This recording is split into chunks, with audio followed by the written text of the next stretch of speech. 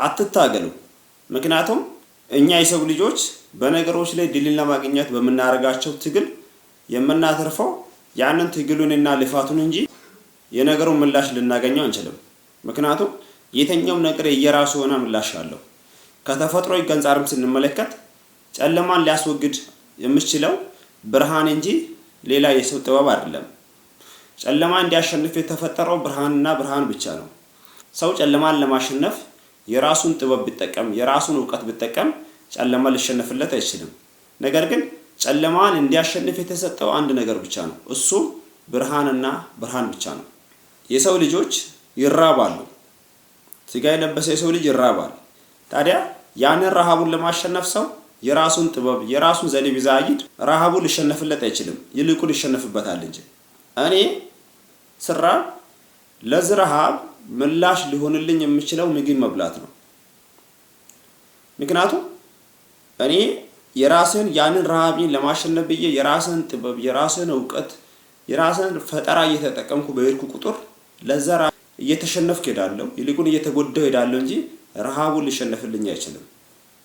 ረሃብን እኔ ማሸነፍ አልችልም። ነገር ግን እኔ የሚበለው ምግብ ረሃብን ሊያሸንፍልኝ ይችላል ማለት ነው። ልክ እንደዛም ነው። ከዚህ ሐሳብ ጋር አያይዤ አንድ ሐሳብ ላጋራችሁ ፈለኩኝ። እሱም ምንድነው? ሁላችንም ያኔ በዔድን ገነት በኃጢአት ወድቀን ነበር። የእግዚአብሔር ቃል ሲናገር ሮሜ ምዕራፍ 3 ከቁጥር 23 ላይ እንደዚህ ይላል፣ ሁሉ ኃጢአትን ሰርተዋልና የእግዚአብሔርም ክብር ጎድሏቸዋል ይላል። ሁሉ ሲል ዓለም ሁሉ ኃጢአትን ሰርተዋል የእግዚአብሔርም ክብር ጎድሎታል ማለት ነው።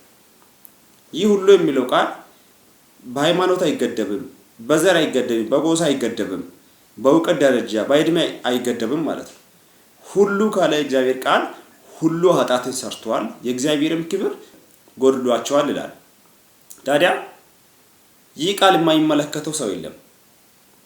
ጨለማ ማለት የኃጢአት ማንነት ማለት ነው። ሁሉ ኃጢአትን ሰርተዋል የእግዚአብሔርም ክብር ጎድሏቸዋል ይላል ሮሜ ምዕራፍ 3 ከቁጥር 23 ላይ። ሮሜ ምዕራፍ 3 ከቁጥር 24 ላይ ደግሞ አንድ ብርሃን የሆነ ቃል አለ። ያ ምን ይላል? በኢየሱስ ክርስቶስም በሆነው ቤዛነት በኩል እንዲያው በጸጋው ይጸድቃሉ ይላል። በኢየሱስ ክርስቶስም በሆነው ቤዛነት በኩል እንዲያው በጸጋው ይጸድቃሉ። በሰው ስራ አይደለም፣ በሰው ጥበብ አይደለም፣ ሰው በራሱ መንገድ ሳይሆን በኢየሱስ ክርስቶስም በሆነው ቤዛነት በኩል እንዲያው በጸጋው ይጸድቃሉ ተብሎ ተጽፏል። መጀመሪያ በእኛ ልብ ውስጥ ኃጢአት ነበር። ሁሉ ኃጢአትን ሰርቷል ስለሚል በሁሉም በሰው ልጅ ልብ ውስጥ የኃጢአት ማንነት ነበር። ስለዚህ ጨለማ ነበር ማለት ነው። ታዲያ ይህንን ጨለማን ለማሸነፍ ሰው የራሱን ጥበብ የራሱን ክሬቲቪቲ ይጠቀም አይልም እግዚአብሔር ቃል። ሮሜ 3:24ን ሲሻገር ደግሞ ይህ ጨለማ የሚወገድለት ብርሃን አለ። እሱም የማስራ ነው የክርስቶስ ኢየሱስ ቤዛነት ነው። በኢየሱስ ክርስቶስም በሆነው ቤዛነት በኩል እንዲያው በጸጋው ይጸድቃሉ ይላል። የሰው ልጆች ሁሉም በኃጢአት ወድቀዋል። ነገር ግን መዳን የሚችሉት ደግሞ በአንድ መንገድ ነው። እርሱም በማን ነው? በኢየሱስ ክርስቶስ ቤዛነት በማመን ነው። የኛ የሕይወታችን ብርሃን ኢየሱስ ነው። ኢየሱስ ሲናገር እንደዚህ ይላል ዮሐንስ ወንጌል ምዕራፍ 8 ከቁጥር 12 ላይ እኔ የዓለም ብርሃን ነኝ፣ የሚከተለኝም የሕይወት ብርሃን ይሆንለታል እንጂ በጨለማ አይመላለስም ብሎ ተናገራቸው ይላል። ኢየሱስ ምን አለ? እኔ የዓለም ብርሃን ነኝ ይላል። ኢየሱስ የዓለም ብርሃን ነኝ ሲል የሰው ልጆች ማለት ነው። ዓለም ሌላ ነገር አይደለም። ኢየሱስ ክርስቶስ የመጣው ለእንስሳት አይደለም፣ ለአራዊት ለእጽዋት አይደለም። ኢየሱስ ክርስቶስ ወደ ምድር ስጋ ለብሶ የመጣው ለኛ ለሰው ልጆች ነው። ስለዚህ እኔ የዓለም ብርሃን ነኝ ሲል ኢየሱስ ይሄንን የምታየውን ቁሳዊን ብርሃን ሳይሆን የሕይወታችን ብርሃን ኢየሱስ ነው ማለት ነው። ኢየሱስ እኔ ብርሃን ነኝ ሲል በሰው ልብ ውስጥ ጨለማ መኖር ያሳያል ማለት ነው። ኢየሱስ ጨለማ ባይኖር እኔ ብርሃን ነኝ አይልም። ምክንያቱም ብርሃን መድኃኒት የሚሆነው ብርሃን ምላሽ የሚሆነው ለጨለማ እንጂ ለብርሃን አይደለም። ስለዚህ በእኛ ልብ ውስጥ በሮሜ 3:23 አማካይነት ጨለማ ነበር። ምክንያቱም ሁሉ ኃጢአትን ሰርቷል ስለሚል።